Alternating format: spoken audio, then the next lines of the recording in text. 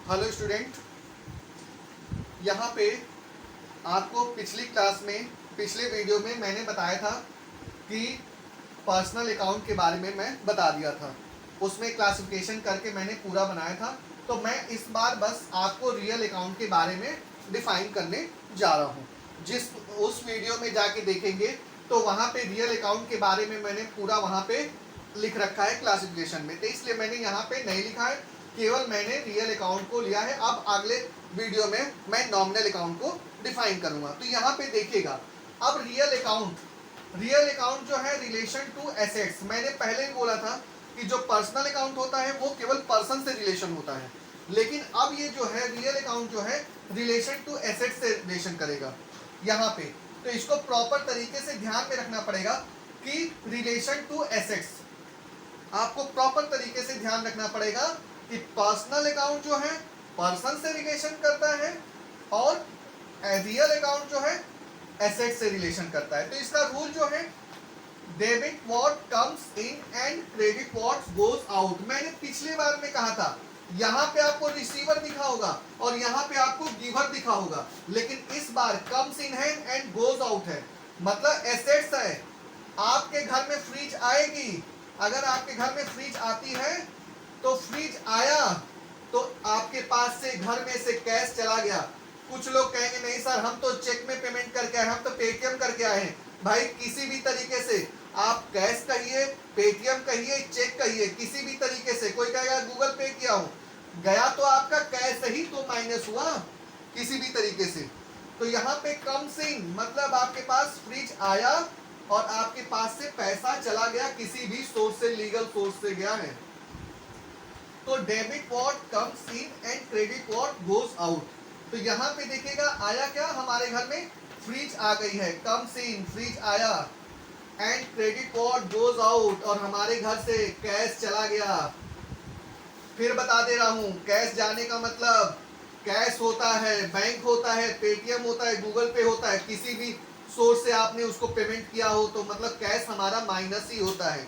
अगर आप पेटीएम भी कर देते हो, गूगल पे भी कर देते हो तो आपका बैलेंस कम हो जाता है, तो कैश चला ही जाता है, वो भी कैश ही माना जाएगा यहाँ पे।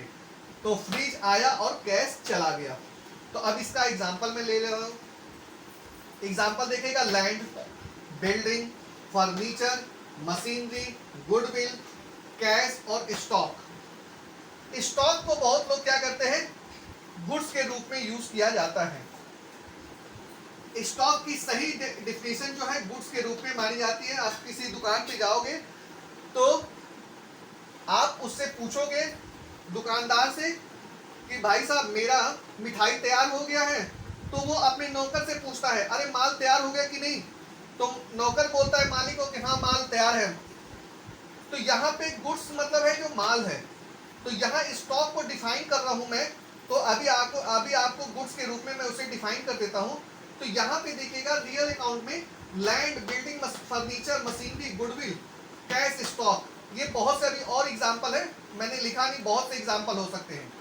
तो इन चीजों को ध्यान में रखना होगा आपको। एग्जाम्पल इसको भी प्रॉपर तरीके से ध्यान में रखेंगे तो इजी तरीके से आपकी जनरल एंट्री बनती चली जाएगी। एक लैंड ऐसा है ना जिसपे डेप्रिसिएशन नहीं लगता है, लैंड ऐसा है कि जिसपे डेप्रिसिएशन नहीं लगता। ध्यान रखिएगा, बहुत जगह ये क्वेश्चन आते हैं, सीपीटी में कई बार क्वेश्चन आ चुका है, ये एमसीक्यू में क्वेश्चन आ सकते हैं। लैंड जो है, लैंड पे डेप्रिसिएशन नहीं लगता है, इसकी वैल्यू हमेशा एप्रिशिएट होती रहती है, ध्यान रखिएगा। और स्टॉक, अब देखिए गुड्स, अब उसी को मैंने गुड्स के रूप में क्या किया है, गुड्स के रूप में हम या तो इन होता है या तो आउट होता है, या तो हमारे घर में, या हमारा अगर बिजनेस चल रहा है तो या तो हमारे यहाँ रॉ मटेरियल आएगा या तो वो फिनिश गुड्स जाएगा। तो रॉ मटेरियल जब आएगा तो उसे हम लोग परचेज से देते हैं, परचेज से, और जब जाता है तो सेल से। जैसे हमने मिठाई की दुकान है, मिठाई की दुकान है तो रॉ मटेरियल हम लोग खरीदते हैं, बेसन, चीनी, घी, ये तमाम तरह के ड्राई फ्रूट, ये सब चीजें खरीदते हैं, तो ये परचेज में आ जाएगा, मतलब गुड्स के रूप में आएगा। और हम लोग जब सेल करते हैं तो मिठाई के रूप में गुड्स को सेल कर देते हैं। और बीच का जो मार्जिन होता है हमारा प्रॉफिट हो जाता है, तो उसको बाद में बताऊंगा। और परचेज हमेशा डेबिट होता है, ये ध्यान रखिएगा, परचेज हमेशा डेबिट होता है, लेकिन रटने वाली बात नहीं है, यहाँ समझने वाली है। इन सभी इसी रूल्स के हिसाब से मैंने इसको डेबिट किया है, लेकिन ये मत सोचेगा ये कभी कभी क्रेडिट भी हो सकता है, लेकिन वो रूल अभी मैं आपको नहीं बता रहा हूँ, उसको अगले वीडियो में बताऊंगा। परचेज हमेशा ध्यान मत रखिएगा कि हमेशा डेबिट ही होगा।